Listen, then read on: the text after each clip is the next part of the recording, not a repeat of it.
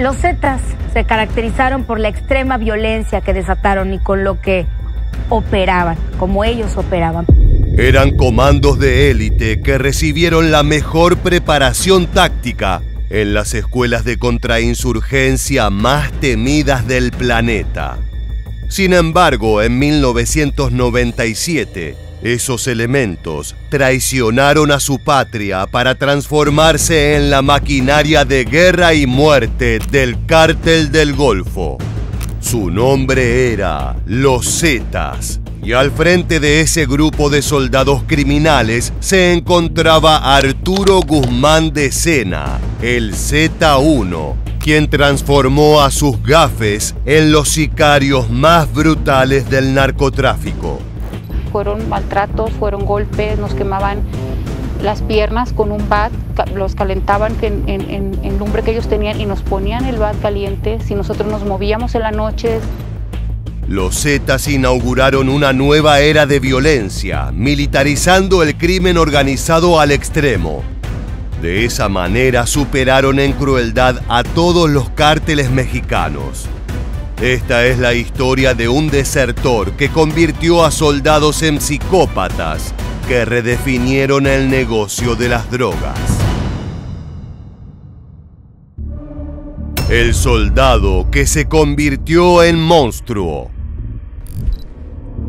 Oriundo de Puebla y nacido en el seno de una familia humilde de trabajadores, los primeros años de Arturo Guzmán de Sena estuvieron marcados por la carencia y el esfuerzo para poner el pan sobre la mesa. Parece una historia repetida, pero lo cierto es que muchos de los narcotraficantes más peligrosos de México tuvieron inicios similares, signados por la pobreza extrema. Que en Puebla nació un tal Arturo Guzmán de Sena, hijo de un mecánico y de una ama de casa, un 13 de enero de 1976. Y parece que siempre cuento lo mismo, pero de nuevo se trató de un chavalito que creció asfixiado por la pobreza. A diferencia de los narcotraficantes sinaloenses, que todo lo que veían era un monte paupérrimo, Arturo creció en zonas rurales, pero cercanas a la ciudad, por lo que desde niño vio en otros lo que él quería, pero lo que la pobreza le negaba. Ser pobre no equivale a ser narcotraficante, y abundan los casos de personas acomodadas que eligieron el crimen como camino para sus vidas. Sin embargo, al hablar de Arturo Guzmán de Sena, es necesario reparar en sus carencias y el resentimiento que cultivó al ver a los jovencitos de ciudad con la ropa, los automóviles y la vida a la que él no podía acceder. De pequeño no lo sabía, pero estaba forjando dentro de sí un deseo peligroso por el lujo y el exceso. Una casa gigantesca y un auto deportivo eran las cosas que más añoraba en la vida. Para un joven humilde de Puebla no había muchas opciones a la hora de ganar dinero. Su decisión y mentalidad fuerte lo encaminaron hacia la carrera militar. En las Fuerzas Armadas, sus agallas y capacidad de liderazgo fueron reconocidos de inmediato por sus superiores. Le dieron madera para integrarlo a una unidad de élite llamado GAFE, o Grupo Aeromóvil de Fuerzas Especiales. Desde esa edad, el soldado Arturo lucía como un tipo arriesgado. Era valiente, arrojado, no cedía un centímetro en las pruebas más complejas. En el ejército aprendió a crear y desactivar explosivos, espionaje, inteligencia militar, emboscar, torturar y lo más importante, ver a los seres humanos con desconfianza. A los pocos meses de ingresar al ejército, Guzmán de Sena fue elegido para formar parte de un cuerpo de élite en el cual recibió un entrenamiento diferenciado, enfocado en la contención de crisis y la contrainsurgencia. Luego de superar los desafíos de iniciación, y gracias a sus evidentes capacidades para la guerra y la violencia estratégica, Arturo Guzmán de Sena ascendió dentro de la estructura de los GAFES hasta ser uno de los referentes más jóvenes y respetados. Gran parte de su reputación se debía a que este soldado no pedía explicaciones. Él solo cumplía las órdenes recibidas con un morboso sentido del deber, sintiendo un placer enfermizo al golpear o amedrentar a quienes se interponían. En 1994, él y su grupo fueron enviados para una misión antinarcóticos en la que debían aprehender a una célula de presuntos delincuentes indígenas implicados en varias revueltas en el estado de Chiapas. La violencia demostrada por Guzmán de Sena y sus compañeros fue inédita. Cuentan que su batallón asesinó en pocas horas a 34 indígenas zapatistas.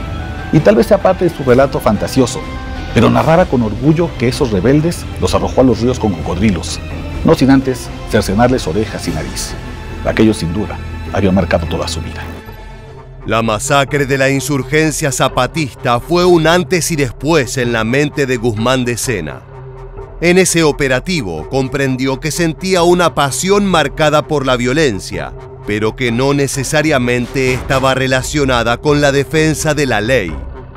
La vida como soldado era muy dura, la paga era escasa y los maltratos estaban a la orden del día.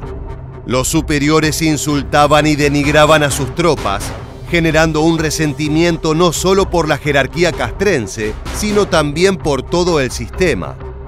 En una mente retorcida como la de Guzmán de Sena, eso pronto decantó en la intención de traicionar a su propio país, pero para ello debía aguardar a la oportunidad correcta. Gracias a los resultados obtenidos contra los indígenas, el grupo de gafes integrado por Guzmán de Sena fue enviado a Estados Unidos para perfeccionar sus conocimientos y transformarse en operadores de élite a la hora de cazar y destruir al enemigo. Hay versiones que incluso afirman que el grupo fue enviado a Israel para recibir preparación directa de las fuerzas de defensa locales, las cuales cuentan con una gran experiencia de lucha contra fuerzas insurgentes y terroristas. Se dice que estos primeros 20 elementos, antes de formar el cártel de los Zetas o antes de formar el brazo armado o la escolta personal de Osiel Cárdenas Guillén, estos elementos al estar todavía dentro del activo de las Fuerzas Armadas, estas personas son enviadas a la famosa Escuela de las Américas a realizar un curso en el cual se desconoce mucho de la información, pero lo que sí sabemos es que cuando se mandaban elementos a esta famosa Escuela de las Américas era para recibir un adiestramiento pues nada que ver, nada llevado con el tema de los derechos humanos, porque era todo lo contrario. En la Escuela de las Américas, Guzmán de Sena aprendió todos los secretos de los mercenarios más peligrosos del planeta. Allí terminó de transformarse en un soldado perfecto, con un repertorio de tácticas de guerrilla y conocimientos de tortura sin igual. Lo que el gobierno mexicano no sabía era que sin querer acababa de crear su peor pesadilla. Entre mediados y finales de los años 90, Arturo Guzmán de Sena entró en contacto con criminales y narcotraficantes, pero el soldado no tenía ninguna intención de capturarlos. Por el contrario, se sintió cautivado por el dinero y los lujos que ostentaban, y nuevamente emergió ese niño pobre de Puebla que añoraba tener la ropa y los carros que tenían los demás.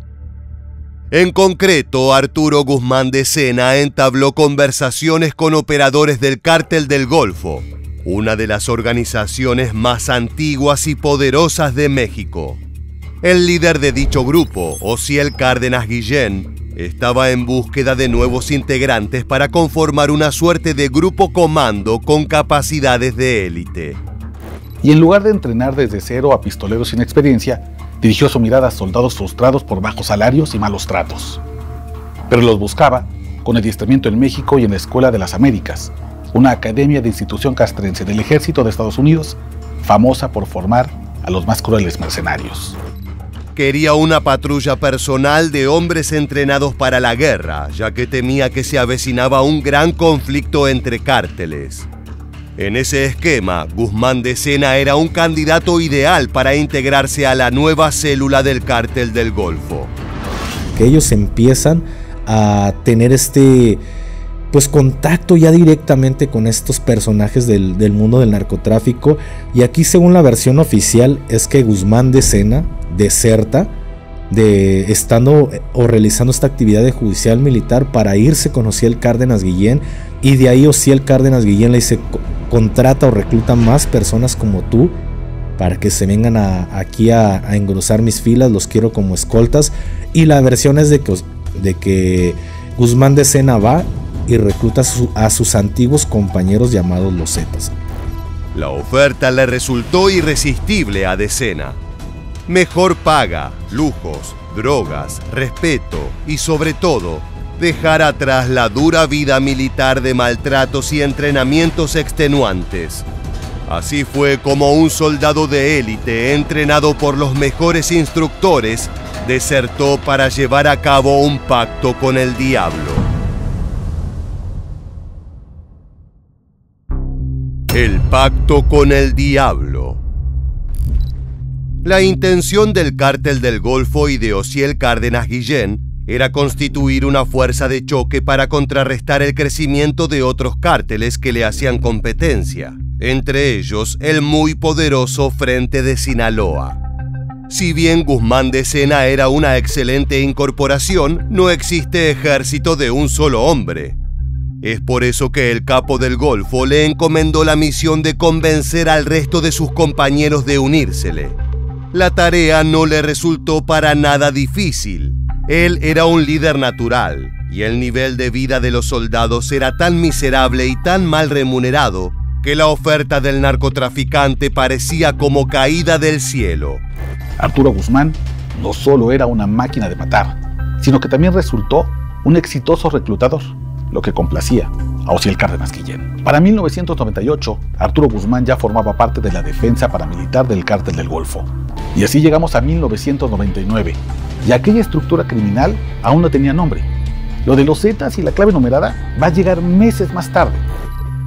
Con el equipo establecido y el legendario nombre ya encontrado, los Zetas, liderados por el sanguinario Arturo Guzmán de Sena y bajo las órdenes de Osiel Cárdenas Guillén, entraron en acción. Su rol inicial fue el de escoltas personales del capo, protegiéndolo durante sus viajes y asegurando los cargamentos más valiosos. Pero esas misiones eran un desperdicio para los talentos de los Zetas. Ese escuadrón mortal estaba preparado para mucho más, y pronto el Cártel del Golfo comenzó a utilizar a De Sena y sus hombres en operativos de cacería para aniquilar a sicarios rivales. La efectividad de los Zetas era terrorífica. No solo eran asesinos expertos, sino que habían sido entrenados para usar una herramienta muy poderosa: el miedo. Los hombres de De Sena fueron quienes instalaron la tortura, la mutilación y la exhibición de partes corporales como una estrategia de guerra. Cabezas, torsos y otras secciones anatómicas comenzaron a aparecer en grandes ciudades junto con mensajes amenazantes. Una nueva bestia había llegado. Sin embargo, no hay prueba mayor del sadismo de este grupo que la tortura de uno de sus propios compañeros. Para sellar el pacto, hubo una iniciación. Osiel Cárdenas Guillén acusó a otro nuevo Zeta, Ciro Guerrero Silva, de traidor, de colaborar con la DEA. Era el hermano del recién ungido Z8, y para calibrar la lealtad de su nueva cofradía, todos, incluido el hermano, torturarían a Ciro hasta morir. Entre otras cosas, le arrancaron los labios y las mejillas con un cuchillo de sierra y le colocaron petardos por el cuerpo. Lo mantuvieron vivo con inyecciones de adrenalina y vinagre para cauterizar las heridas e impedir que se desangrara. Una nueva forma de maldad había nacido. La brutalidad que demostraron con Ciro Guerrero Silva la aplicaron con todos sus enemigos. Los Zetas actuaban como una unidad militarizada, con nombres en clave y con una jerarquía estricta y rígida. Durante esta época de apogeo, el Cártel del Golfo se valió de los servicios de este grupo de élite, pero la tensión entre Osiel Cárdenas Guillén y sus perros de guerra era evidente. Para 2001, lo que inició como una escolta personal ya actuaba de manera independiente, sin ninguna intención de acatar las órdenes de su mecenas. Es que los Zetas se percataron de que con su entrenamiento y contactos eran capaces de establecerse como un cártel independiente. La traición. Los Zetas y el Cártel del Golfo se distanciaron por completo, entablando una guerra silenciosa por los territorios de Tamaulipas y otras regiones importantes. Los soldados habían vuelto a traicionar a su jefe. Esta vez no era el gobierno, sino un poderoso narcotraficante. Sin embargo, Osiel Cárdenas Guillén no estaba dispuesto a ser humillado. Arturo Guzmán de Sena, el Z1, tenía que pagar. Alguien denunció anónimamente al Z1 con el ejército mexicano. Y los soldados, deseosos de acabar con un desertor que ensució el uniforme, llegaron rápido hasta la calle Herrera con las armas listas. Un breve tiroteo y los soldados acabaron con los guardaespaldas del Z1, quienes no tenían suficiente adiestramiento. Y habrá sido el alcohol o la droga, pero el fundador de los Zetas no se defendió como acostumbraba. 3 tiros acabaron con su vida.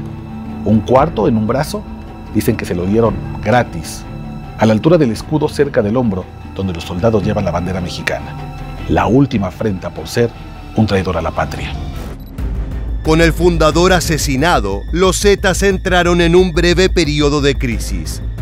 Sin embargo, dentro de la organización ya asomaban figuras de poder capaces de asumir el liderazgo. Entre ellos se encontraba Heriberto Lascano Lascano, uno de los reclutas originales que por su sadismo era conocido como el Verdugo. Algo llamativo es que una de las víctimas favoritas de los hombres de Decena fueron los migrantes. El negocio del tráfico de personas indocumentadas a través de la frontera con Estados Unidos era muy redituable. Es por eso que los Zetas solían escoltar los caminos o incluso trasladar a los grupos de viajeros. Sin embargo, ellos sentían un desprecio muy profundo, el cual quedó plasmado en la masacre de San Fernando, Tamaulipas, acontecida en 2010. Entre el 22 y el 23 de agosto, los Zetas torturaron y ejecutaron a 72 personas de Centro y Sudamérica, no sin antes regodearse en su dolor. Uno de los pocos sobrevivientes de ese bacanal de sangre recuerda lo ocurrido. Que agarraron a las mujeres para que las violaran y las mataran, y unos se les cortaban los pechos y las escurrían así los pechos de las mujeres y se rían de nosotros. Porque comenzaron así a pasconear a los hombres con las armas. Fue cuando yo salí en carrera y salté una ventana a caer un cañal, y después de salir del cañal me tiré a un río que había ahí. El asesinato de los migrantes impactó a todo México. Los cadáveres de las víctimas fueron encontrados en un ejido de El Huizachal. La imagen de más de 70 cadáveres destrozados, apilados en un cúmulo morboso, parecía tomada de la Segunda Guerra Mundial, no del presente. El sobreviviente pidió asilo a las autoridades, sabiendo que los Zetas eran implacables y desconocían los límites. A las personas de Estados Unidos y el señor presidente de Peña Nieto, que me den asilo político, ¿verdad? Porque yo soy una persona, un testigo protegido. Por eso me estoy con el grupo aquí donde estoy. Porque si agarran cara, es posible me agarran y me llevan para que no digan más cosas. Como frente independiente, los Zetas se transformaron en sinónimo de terror, no solo en México, sino también al otro lado de la frontera. En octubre de 2008, el diario Washington Times informó sobre una advertencia del FBI acerca de que los Zetas se estaban preparando para enfrentar de manera violenta a las fuerzas policíacas estadounidenses que operaban en el estado de Texas. Los criminales eran ahora una fuerza transnacional que preocupaba incluso al tío Sam. El legado de terror. Entre 2008 y 2012, los Zetas fueron protagonistas absolutos de la violencia narco en México. Ellos participaban de todos los negocios ilícitos, tanto del trasiego de cocaína como del tráfico de migrantes, el secuestro de personas y la trata de esclavas sexuales. Eran una organización multifacética, pero con una marca clara: la brutalidad y la falta de escrúpulos. Algunas de las innovaciones más sádicas fueron la incorporación de centros clandestinos de tortura, donde los delincuentes alojaban a sus víctimas antes de aniquilarlas. Por lo general, las disolvían en ácido o las incineraban en fogatas. Por otra parte, entendieron antes que nadie el valor de las imágenes. Por ello, filmaban muchas de sus ejecuciones para amedrentar a sus rivales. En algunos municipios, los zetas apuntaron sus rifles contra los más vulnerables, secuestrando masivamente a niños y niñas que jamás volvieron a aparecer. Sí, se dice que se llevaron a varios niños, que los mataron, pero todas esas personas pues no se han encontrado, ¿verdad? Ni los niños, ni las varias gentes ya grandes, ¿verdad? Señoras, personas ya adultas, ya muy de 60, 70 años, ¿verdad? Tampoco pues, no han aparecido, ¿verdad? En simultáneo, la guerra entre los zetas y el Cártel del Golfo fue recrudeciendo en varios sectores de México. Los antiguos socios eran ahora enemigos mortales que buscaban aniquilarse mutuamente. Lo peor es que el accionar de los soldados desertores fue el puntapié inicial para la militarización del resto de las organizaciones delictivas.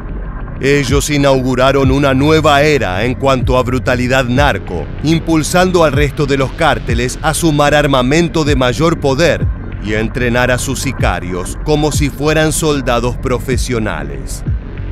Por su parte, los zetas aprovecharon su pasado castrense para infiltrarse en las filas del ejército, así como también en la policía, lo que les aseguraba impunidad en las comunidades que dominaban con puño de acero.